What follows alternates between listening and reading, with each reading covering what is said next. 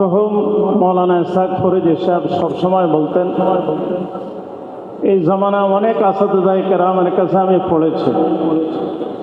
আল্লামা নূর হোসেন কাসেমী রহমতুল্লাহ আলাইহি হলেন আলেম বানাইবার কারিগর। আলেম কিভাবে বানাইতে হয় এর একটা ফ্যাক্টরি, এর একটা কারিগর ছিলেন আল্লামা নূর হোসেন কাসেমী রহমতুল্লাহ আলাইহি। যে ছাত্রের প্রতি ওনার নজর গেছেন এটারে উঠাইতে হবে, যত উচ্ছৃঙ্খলে হোক না কেন তাকে কি করে ফেলছেন, উঠাই ফেলেছে। আমি নাম বলবো না, একটা আলেম ছিলেন, হুজুরের তরবিয়তের আন্দাজে বয়ান আলাদা ছিল। এই ঘুরতে যাবে, আসরের উপরে ঘুরতে রওনা দিয়েছে। হুজুরের একটা পরিভাষা ছিল তখন, খোকা, এই খোকায় জিজ্ঞাসা আইনা কিতাব একটা নামাই দিছে, এইখান থেকে নিয়ে মারিফুল কোরআন, এই পৃষ্ঠাটা আমার একটু খোলা আছে, আমার কাছে সময় নাই মোতালা করে এটাকে খোলাসা বাইর করার, আমি অন্য কিতাব দেখতেছি, তুমি আমার একটু খোলাসাটা এখান থেকে আগ্রহ করে একটু বয়ান করো, তারপরে তুমি ঘুরতে চলে যাও। ফের আর গুড়া হয় নাই, মাগরিব পর্যন্ত তারা মোতালাতে লাগাই দিয়েছে। যখন মাগরিবের 10-15 মিনিট আর বাকি আছে, খোলাসা কি পেয়েছে আমার বয়ান করা, তো কইছিল রে কোনখানে ভুল করছে এগুলো দেখাই দিচ্ছে, দিয়ে কইছে এইভাবে না, এটার মজমুন হলে এইভাবে। হুজুরের উদ্দেশ্য ছিল একে ঘুরির থেকে যাইয়া সে জ্ঞান খারাপ করবে, কিতাবে লাগাই দিয়ে খুব প্র্যাকটিস খেলাইয়া অত্যন্ত বিচক্ষণতার সাথে তারা এইভাবে লাগাইছে। লাগাই তার বাজে কাজের থেকে তাকে আস্তে আস্তে ধীরে ধীরে ধীরে ধীরে লাইনে উঠাই দিয়েছেন। এই বর্তমান জমানায় তিনি উল্লেখযোগ্য শাইখুল হাদিস, উল্লেখযোগ্য মুহাদ্দিস হয়ে গেছে। হযরতের ভিতরে এই গুণগুলো ছিল। তিনি কেন মালিবাগের থেকে ছেড়ে এখানে আসলেন, ওনাকে আমি জিজ্ঞাসা করছিলাম, উনি আমাকে বলছেন যে আব্দুল কুদ্দুস শোনো, আমার হায়াত, আমি নূহ আলাইহিস সালাতু হায়াত নিয়ে আসি না, অল্প দিনের হায়াত। এই হায়াতের মধ্যে আমি কিছু দিনই কাজ করতে চাই। মালিবাগ থেকে আমি স্বাধীনভাবে দিনই কোনো কাজ করতে পারতেছি না, কমিটি শাসিত, এখানে যা চাই তাই আমি করতে পারি না।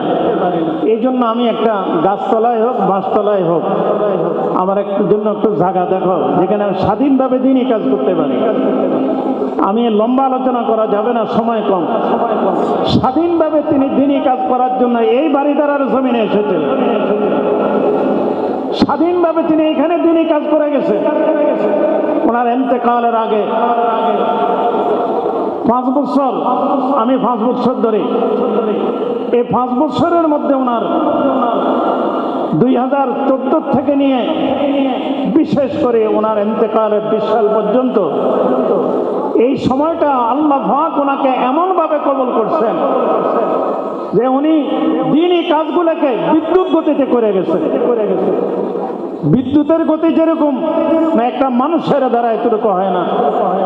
আমার ভাতিজা যাবে হুজুরের তাজিয়াতি জলসায়, যখন আমরা টাঙ্গাইল, ময়মনসিংহ, বিভিন্ন এলাকায় সফর করছি, তখন দেখছি যে হুজুর কিভাবে প্রতিষ্ঠানগুলো করে গেছেন, দিনই কাজ কিভাবে করে গেছে।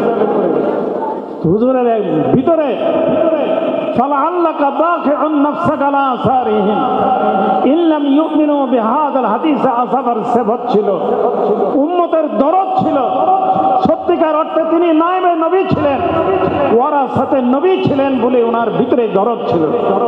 সেই দরদ নিয়ে তিনি প্রতিষ্ঠান দিনই কাজগুলো করে গেছে।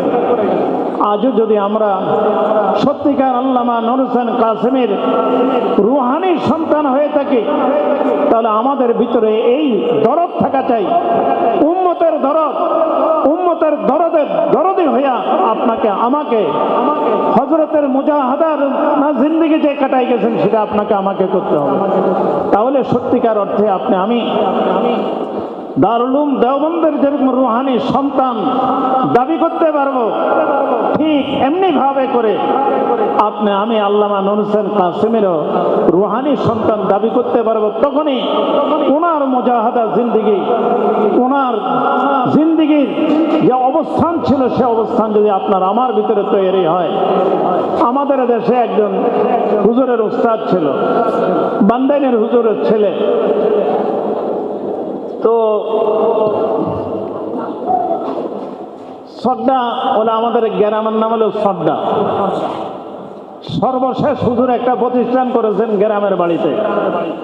তো ওনার উস্তাদে জিজ্ঞাসা করেন, মৌলানা ঢাকায় কিছু করছেন টরছেন নেই? না হুজুর, ঢাকায় কিছু করি নাই। আপনি দোয়া করেন যেন আর কিছু করার জন্য কোনোদিন অন্তরে কোনো কিছু জাগ্রত না হয়। শুধু আমি বাড়িতে একটু করতেছি, এখনো কাজ কখনো শেষ হয় নাই। এটা ওলামায়ে কেরামের জন্য মেহমানখানা হিসেবে, আমার নিজের জন্য না। এটা আমি করতেছি ওলামায়ে কেরামের মেহমানদারি করার জন্য, মেহমানরা এখানে আসি থাকার জন্য। যদি কেউ আমার গ্রামে প্রতিষ্ঠানের নেসবতে আসে তাহলে যেন এখানে থাকতে পারেন, রুচিসম্মত একটা বাথরুম, একটু থাকার ব্যবস্থা হয়, এই জন্য করতেছি। আর বাকি যতদিন আল্লাহ তাআলা আমাকে হায়াতে বাঁচাই রাখেন, দেশেও না ঢাকাতেও না, অন্তরের মধ্যে যেন দুনিয়ার কোনো কিছু যেন লোভ লালস আমার অন্তরে না আসে। ওনার উস্তাদের কাছে আমি বসা, উস্তাদের কাছে এই আরজু পেশ করছি, আমি হলে কি করতাম? হুজুর দোয়া করেন যেন কিছু একটা করতে পারি। তো হযরত যেরকম দুনিয়া বিমুখ ছিলেন, একমাত্র এনাবতিল্লাহ। আরেকটা ঘটনা আমি বলে হযরতের, এ বলে আমি আমার মুক্তসার বয়ান শেষ করে দেব। পীরজঙ্গি মাদ্রাসার কিছু শিক্ষক আছেন, মুফতি জাহিদ হোসেন, আফ্রিকার মুফতি মাহমুদ সাহেব হুজুরের সাথে ওনার আগে তাল্লুকাত ছিল। হযরতের ইন্তেকালের পরে আব্দুল হাফিজ মক্কি রহমতুল্লাহ আলাইহির সঙ্গে তাল্লুকাত ছিল। মৌলানা আব্দুর রহমান সাহেব হাটাজারি হযরতের সাথে ইসলাহি তাল্লুকাত ছিল, হযরত চলে গেছে। এই ধরনের অন্ততপক্ষে হাটাজারির হযরতের ইন্তেকালের পরে 2 শতাধিক ওলামায়ে কেরাম আমাকে মাধ্যম ধরেছেন হযরতের সঙ্গে ইসলাহি তাল্লুকাতটা কায়েম করে দেওয়ার জন্য। আমি নিজে বলছি, কয়েকবার বলছি, বাড়িতে এসে বলছি, কিছু ওলামায়ে কেরাম আপনার সাথে ইসলাহি তাল্লুকাত না, আফ্রিকার হযরতের সাথে করাই যাবে। সর্বশেষ আমি ছিলাম, মানা জাবেরও ছিল। এটাই হযরতের সঙ্গে একান্তভাবে আমাদের সফর। এরপরে আর আমার সফর আর জুটে নেই। এরপরে হযরত হাসপাতালে ভর্তি হয়ে গেছে। আমি খুব বিরক্তের সাথে বলছিলাম, ওলামায়ে কেরাম এরা আপনার সাথে তাল্লুকাত রাখতে চায়। কেন রাখতে চায়? এই লোকগুলা অন্যদিকে চলে গেলে রাজনৈতিকভাবে দেওবন্দ ফিকরে দারুল উলুম দেওবন্দের যে একটা ফিকির আপনার ভিতরে আছে, এটা অন্যদিকে চলে যাবে, দ্বীনের নোকসান হবে। এই জন্য আপনাকে বলতেছে এদেরকে জড়াই রাখে। তো কয় যে মৌলানা আব্দুল কুদ্দুস এত এসরার যেমন করতেছে, একটা হাকিকত বলে বলে। এরপরে আমি একবার চুপ হয়ে গেছি যে ওলামায়ে কেরাম কিছু লোক আবেগে আইসা, তুমিও এই ব্যাপারে ভালো জানো, বায়াত হয়, হওয়ার পরে যখন সবক নেয় আর এই সবক আদায় করে না। বিশেষ করে আমাদের ওলামায়ে কেরামের এটা একটা মরজ। আর যখন বায়াত হওয়ার পরে এই সবক আদায় না করে, তাহলে তার দুনিয়াবিও ক্ষতি হয়, দিনই ক্ষতিও হয় অনেক বেশি।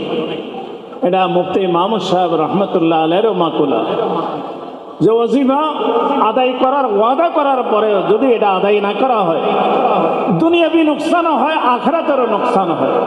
আমি একজন আলেম হিসেবে কোনো ওলামায়ে কেরামের ক্ষতি হোক আমার দ্বারা, এটা আমি কখনো কি করি না, পছন্দ করি। এই জন্য আমি এদেরকে বায়াত করতে চাই। শেষ পর্যন্ত উনি ইন্তেকালের কয়েকদিন আগে এই কথাটা বলে গেছেন।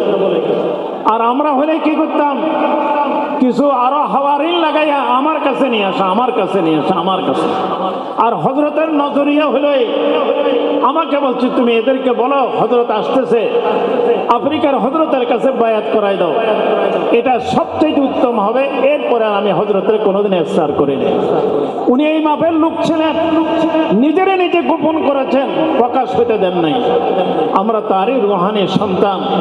আমাদের ভিতরেও ওনার যে সিফাত, ওনার যে গুণাবলীগুলো ছিল, এইগুলাকে আপনার আমার জিন্দেগির পাথর হিসেবে আপনি আমার গ্রহণ করা উচিত।